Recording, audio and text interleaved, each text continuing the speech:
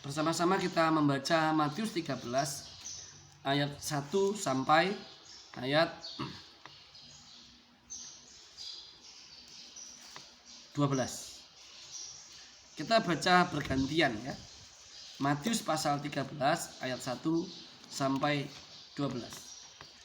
Pada hari itu keluarlah Yesus dari rumah itu dan duduk di tepi danau. Maka datanglah orang banyak berbondong-bondong lalu mengerumuni dia, sehingga ia naik ke perahu dan duduk di situ, sedangkan orang banyak semuanya berdiri di pantai. Dan ia mengucapkan banyak hal dalam perumpamaan kepada mereka. Katanya, adalah seorang penabur keluar untuk menabur. Pada waktu itu menabur, sebagian benih itu jatuh di pinggir jalan. Lalu datanglah burung dan memakannya sampai habis. Sebagian jatuh di tanah yang berbatu-batu, yang tidak banyak tanahnya. Lalu benih itu pun segera tumbuh karena tanahnya tipis. Tetapi sesudah matahari terbit, layulah ia dan menjadi kering, karena tidak terpelihara. Sebagian lagi jatuh di tengah semak duri. Lalu makin besarlah semak itu dan menghimpitnya sampai mati.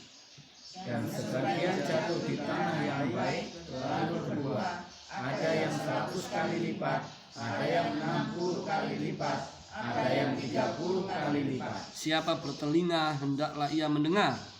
Maka datanglah murid-muridnya dan bertanya kepadanya, mengapa engkau berkata-kata kepada mereka dalam perumpamaan?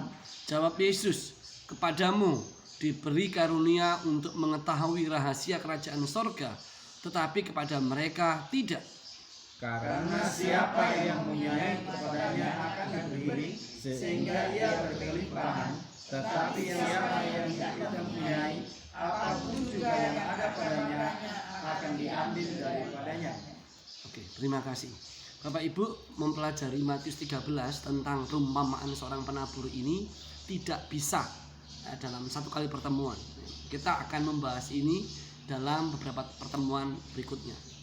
Tetapi kalau Bapak Ibu melihat latar belakangnya di perumpamaan ini, pertama dikatakan Yesus duduk di tepi danau dan banyak orang berbondong-bondong datang kepadanya. Ya, dan kemudian Yesus mengajarkan tentang perumpamaan seorang penabur ini. Tetapi yang menarik adalah kemarin yang saya tegaskan dalam pertemuan kita, ayat itu ada pernyataan siapa yang bertelinga hendaklah mendengar. Di mana-mana tempat di Perjanjian Baru ketika muncul kalimat itu menegaskan bahwa pesan ini sangat utama, sangat penting. Siapapun yang memiliki perhatian hati dan fokus, arahkan sepenuhnya ke situ. Mengapa? Oleh sebab itu Yesus mengatakan siapa yang bertelinga hendaklah mendengar. Tentunya semua kita yang ada di sini bertelinga ya. Tetapi belum tentu orang yang bertelinga itu mampu mendengar. Itu masalahnya ya. Sebab di sisi lain juga dikatakan bahwa firman itu, iman itu timbul oleh karena pendengaran akan firman Allah, firman Tuhan. Jadi betapa penting bertelinga, betapa penting mendengarkan itu. Siapa yang bertelinga hendaklah mendengar, dikatakan demikian. Tetapi yang menjadi masalah adalah kita ini banyak bertelinga tetapi belum tentu mendengar. Itu menjadi masalah. Nah, selanjutnya Bapak Ibu yang terkasih, kita melihat setelah perumpamaan itu diajarkan Yesus, datanglah murid-muridnya bertanya kepada Yesus, mengapa engkau berbicara di dalam perumpamaan? Mengapa? Dan Yesus mengatakan kalimat ini. Apa yang dikatakan Yesus? Kepadamu diberi karunia untuk mengetahui rahasia kerajaan sorga, tetapi mereka kepadamu. Mu ini siapa? Murid-murid. Karena murid-murid yang bertanya, murid yang datang. Guru, Yesus, mengapa engkau berbicara dalam perumpamaan? Karena kalau dalam perumpamaan orang masih perlu berpikir berapa kali untuk mencernanya, untuk merenungkannya, untuk mencari jawabannya. perumpamaan tidak bisa langsung saja seperti ketika Yesus mengatakan di Yohanes, akulah pintu, akulah gembala yang baik. Orang tahu akulah pintu, akulah gembala yang baik, orang tahu itu siapa gembala. Ya. Akulah pokok anggur, orang tahu apa itu pokok anggur. Tetapi kalau Yesus berbicara tentang perumpamaan, tidak semua orang serta-merta tahu. Perlu berapa waktu berikutnya untuk mencari, mencerna, ya banyak hal yang harus dilakukan. Dan kemudian muridnya datang, guru, mengapa engkau berbicara di dalam perumpamaan? Dan kemudian Yesus mengatakan ini. Ini kalau orang tidak mengerti, ini seperti Yesus membeda-bedakan begitu. Kepadamu apa? Kepadamu apa? Di situ diberikan karunia untuk mengetahui rahasia kerajaan surga. Kalau saya boleh mengatakan begini, rahasia kerajaan Allah itu, rahasia kerajaan surga itu hanya dinyatakan kepada siapa? Murid-murid. Jadi kalau kita bukan murid, jangan pernah berpikir kita ini akan apa? Mengetahui rahasia kerajaan surga. Jangan pernah berpikir itu. Nah, persoalannya gereja hari ini adalah gereja, selalu saya katakan berulang-ulang, mengumpulkan ratusan ribuan, bahkan ratusan ribu jemaat. Ya, ratusan ribu. Nah, saudara kalau gereja-gereja besar di Jakarta, di Surabaya, di beberapa kota besar di dunia, di Korea, ya di Yoido, Full Gospel Church, ya, di banyak tempat gereja ribuan, puluhan ribu. Pertanyaannya, ini attendance, orang yang hadir dengar khotbah, atau mereka ini murid-murid? Ingat, Yesus juga, khotbah Yesus juga dihadiri, juga didengar oleh ribuan dan puluhan ribu orang. Iya. Tetapi Yesus punya berapa murid? 12 murid. Dan kalau kita membaca di Kisah Rasul 1, itu mendekati 500 lebih dikit. Seluruh muridnya itu. Di luar dari 12 muridnya ini. Jadi rupanya Yesus dalam pelayanannya itu lebih fokus tertuju kepada bagaimana membangun satu komunitas murid. Sebab kepada mereka dikaruniakan rahasia kerajaan surga. Bapak Ibu yang kasih di dalam Tuhan, saya mau katakan tadi, dan saya ulangi lagi, gereja hari ini dipenuhi orang yang berbondong-bondong. Seperti di Matius 13 ayat 1 dan 2 tadi. Gereja dipenuhi oleh kaum 5.000 orang yang mengikuti Yesus kemanapun pergi. Dan kemudian mereka diberikan apa? 5 roti dan 2 ekor ikan. Gereja dipenuhi seperti kelompok 7.000 orang, di mana Yesus cuma membuat mujizat di sana. Tetapi tentang rahasia kerajaan surga itu hanya dinyatakan kepada murid-muridnya. Pertanyaannya, mengapa Yesus seperti membeda-bedakan? Mengapa? Saudara, mari kita melihat begini. Apa bedanya mereka yang hadir, yang hadir dan mereka yang murid? Apa bedanya? Apa bedanya mereka yang datang untuk mengikut dan dengar, dan mereka yang murid yang kemanapun Yesus pergi, dia ikut? Apa bedanya? Orang yang datang hanya untuk mendengar dan mereka yang murid-murid tentunya sangat berbeda. Kata murid, makanya kalau saudara lihat di Matius 28, jadikanlah semua bangsa muridku. Dan apa? Dan kemudian apa? Ajar. Ya, ajar gitu. Nah, saudara, orang yang berbondong-bondong masuk pergi keluar itu tidak pernah sama sekali untuk belajar dengan tekun. Ini saya katakan. Saya bersyukur tadi malam kami bertelepon dengan salah seorang pembimbing rohani kami. Dan sampai hari ini setelah puluhan tahun itu kami sangat dekat. Sangat baik. Kami doa bersama di telepon, apa semua. Jauh sebelum saya menikah. Hubungannya sampai seperti itu. life sharing, membagi kehidupan, economic sharing, membagi ekonomi, dan teaching sharing, membagi pengajaran. Gereja kehilangan ini. Gereja dipenuhi orang-orang yang datang dikhotbahi pulang ngasih persembahan, tapi tidak ada yang membagi kehidupan. Miskin masalahmu, susah masalahmu. Betul nggak? Nggak makan masalahmu, bukan masalah kita. Itu pemikiran hari ini. Seharusnya gereja Tuhan yang hidup adalah sekelompok murid yang membagi hidup, membagi kehidupan. Yang Pak Adi, saya pernah sampaikan di Pak Adi ya. Kamu adalah aku adalah kamu. Ya, kita membagi kehidupan kita, membagi ekonomi kita, juga membagi apa-apa yang rohani yang Tuhan telah ajarkan dan Tuhan nyatakan. Gambarnya seperti ini harusnya. Tetapi gereja kehilangan pokok penting ini. Bapak Ibu, tadi saya katakan orang yang berbondong-bondong dengan murid-murid yang datang mengikuti Yesus sangat berbeda. Sangat berbeda. Sangat berbeda. Nah, saya mau bertanya Bapak Ibu. Kata murid itu saudara temukan di mana? Kalau dalam kehidupan sehari-hari. Di mana? Di sekolah. Kalau menurut absensi sekolah Indonesia, saudara nggak masuk artinya apa? Ya enggak dong. Tanya dulu sakit atau apa. Tetapi itu mempengaruhi proses belajar nggak? Mempengaruhi. Karena saudara tidak bisa mengikuti materi bahasan gurunya berikutnya. Kalau saudara hanya datang melihat sekolah, artinya saudara bukan murid. Saudara menjenguk dan mengamati sekolah ini sekolah bagus atau bukan. Betul nggak? Coba renungkan itu baik-baik. Nah, dan selalu saya katakan salah satu tempat pelatihan yang baik di dunia itu dua. Pertama di kalangan orang Israel, namanya kibbutz. Itu bagus sekali. Karena dalam pemahaman orang Yahudi, Yudaisme, di setiap komunitas orang Yahudi itu ada namanya kibbutz.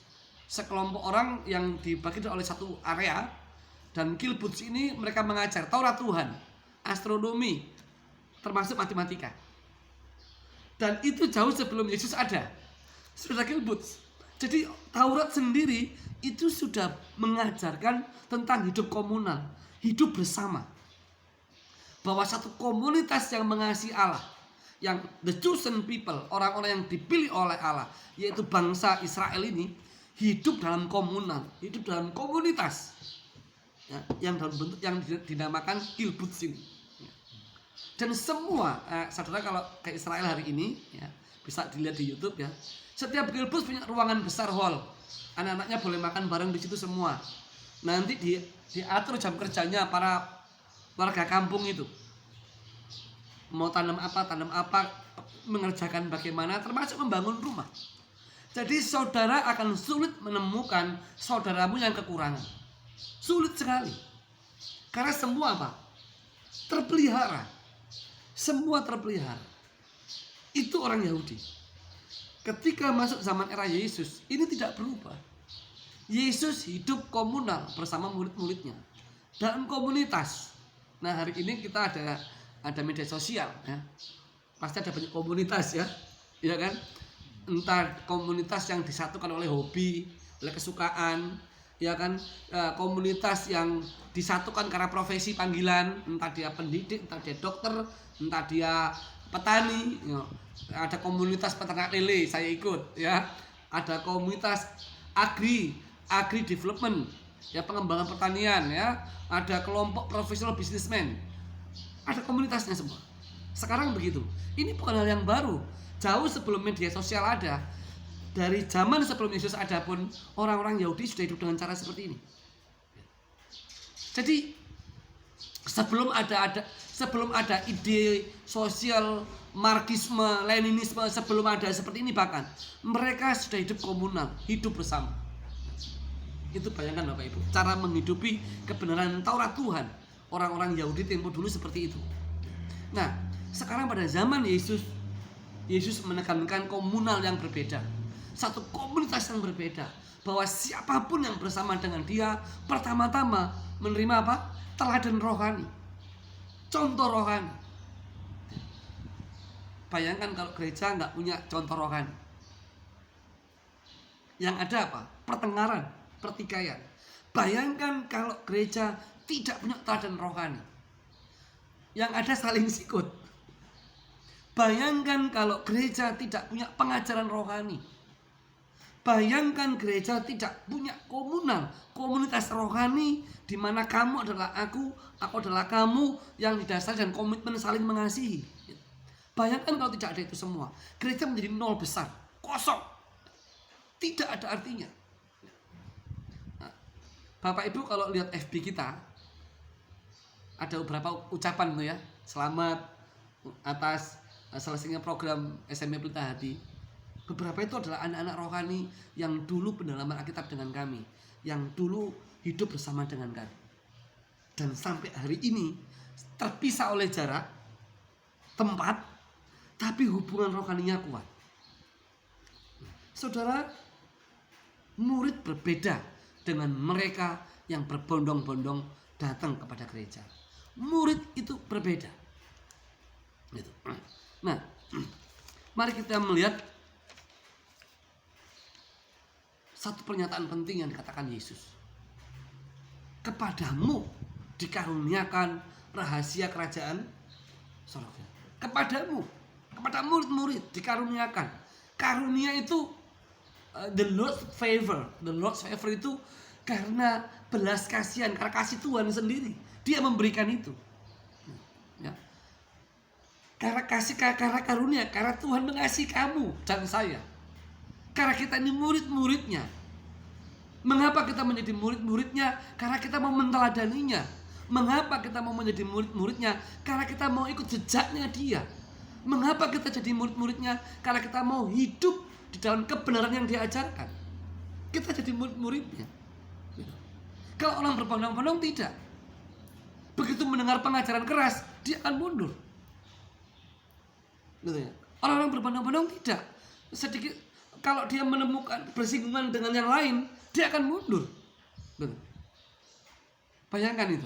Orang berbondong-bondong, kalau kebutuhannya nggak dipenuhi, dia akan mundur. Tapi kalau murid-murid tidak.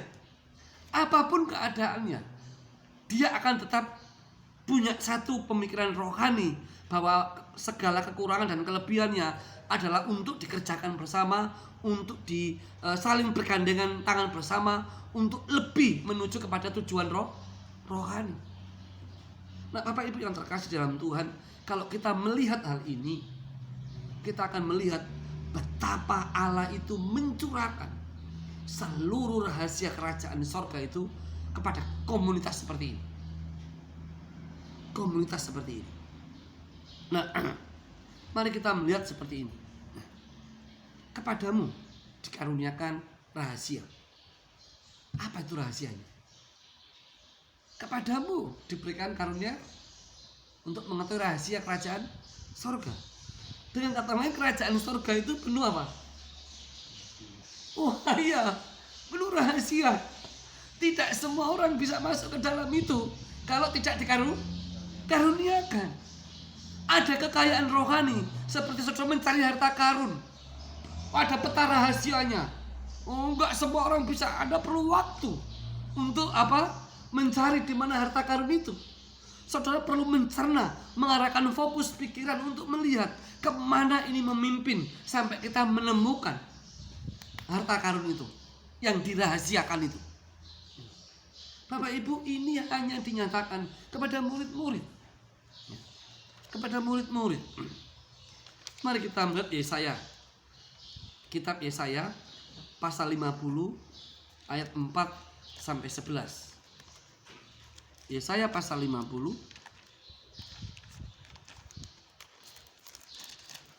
ayat 4 sampai 11. Sudah ketemu Bapak Ibu? Ketaatan hamba. Nah, saya bacakan untuk Bapak Ibu ya. Yesaya 50 ayat 4 sampai 11. Ketaatan hamba Tuhan. Tuhan Allahku telah memberikan kepadaku lidah seorang murid, supaya dengan perkataan aku dapat memberi semangat baru. Ya, kepada orang yang letih lesu. Setiap pagi ia mempertajam pendengaranku untuk mendengar seperti seorang murid. Tuhan Allah telah membuka telingaku dan aku tidak memberontak, tidak berpaling ke belakang. Aku memberi punggungku kepada orang-orang yang memukul aku dan pipiku kepada orang-orang yang mencabut janggutku.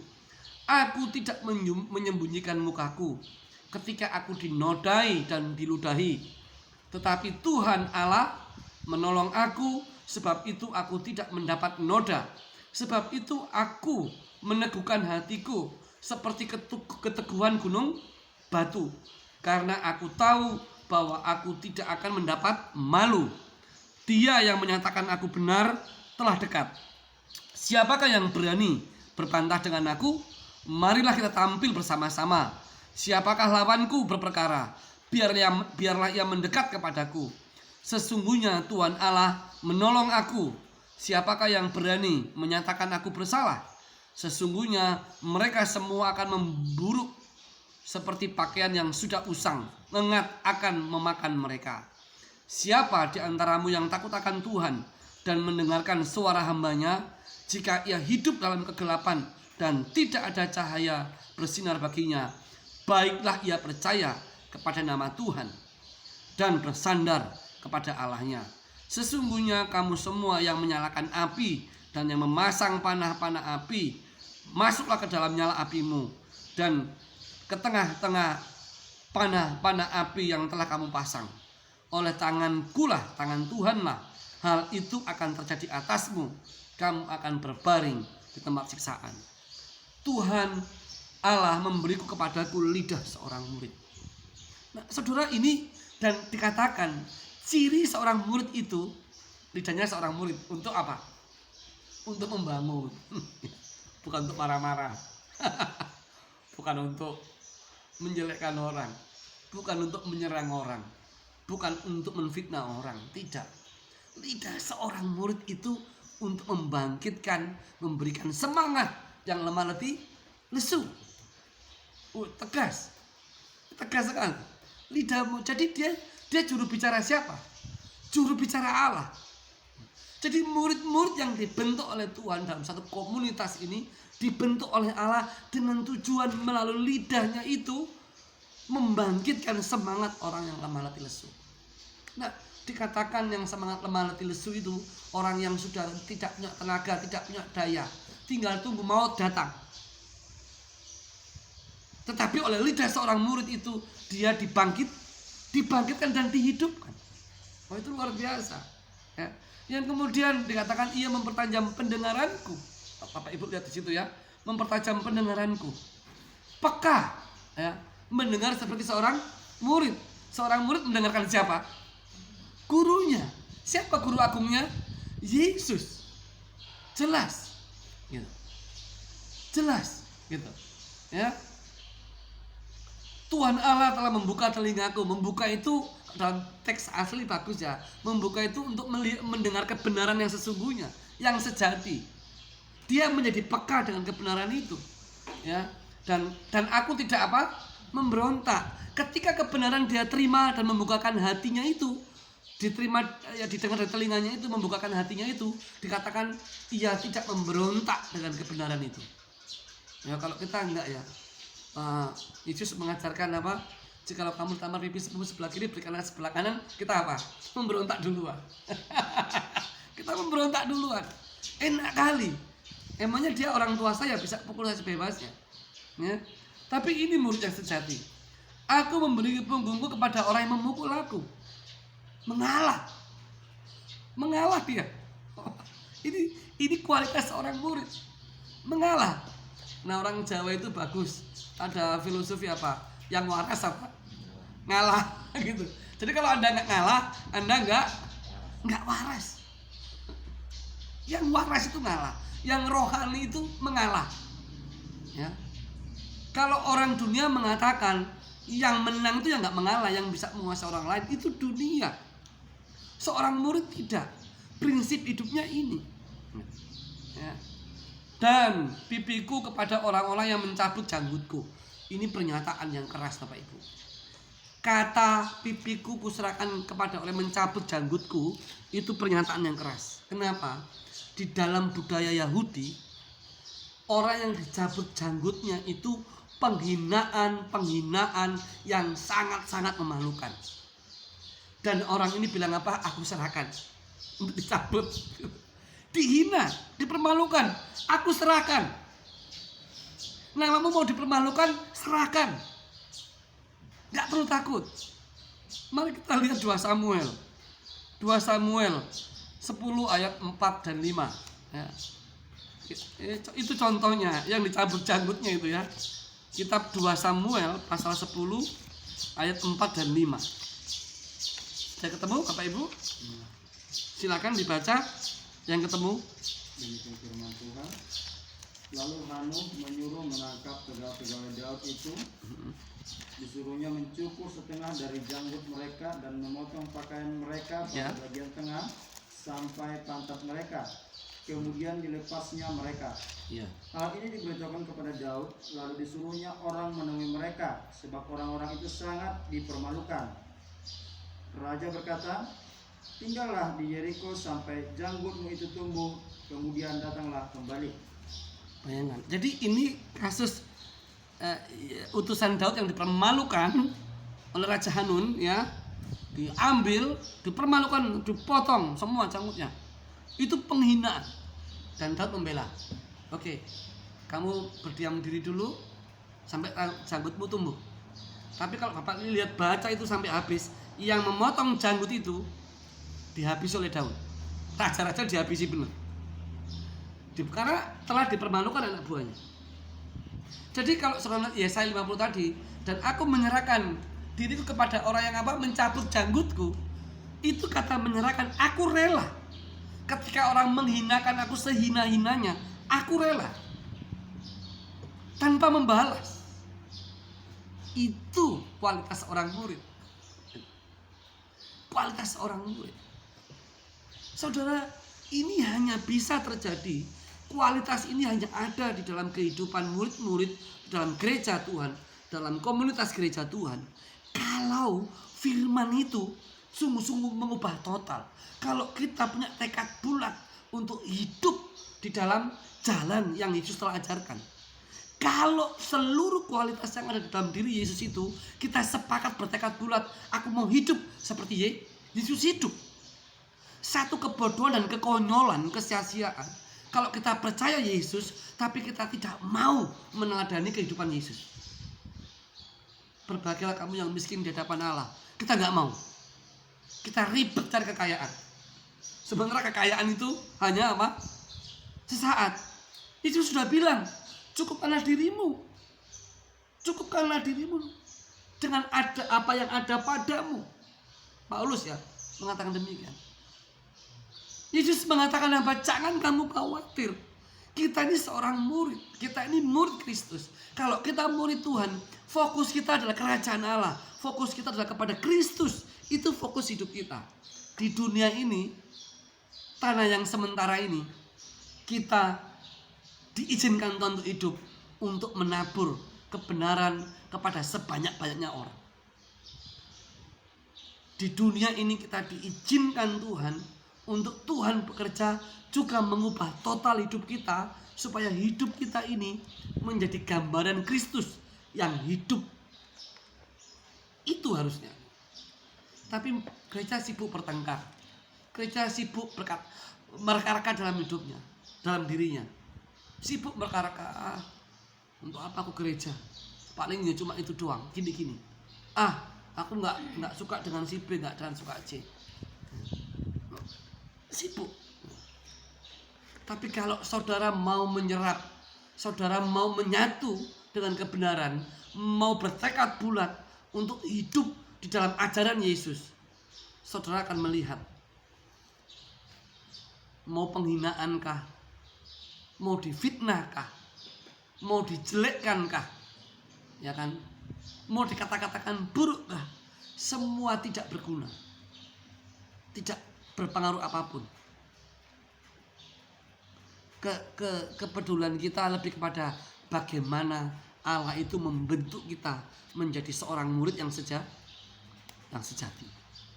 Tuhan memberkati.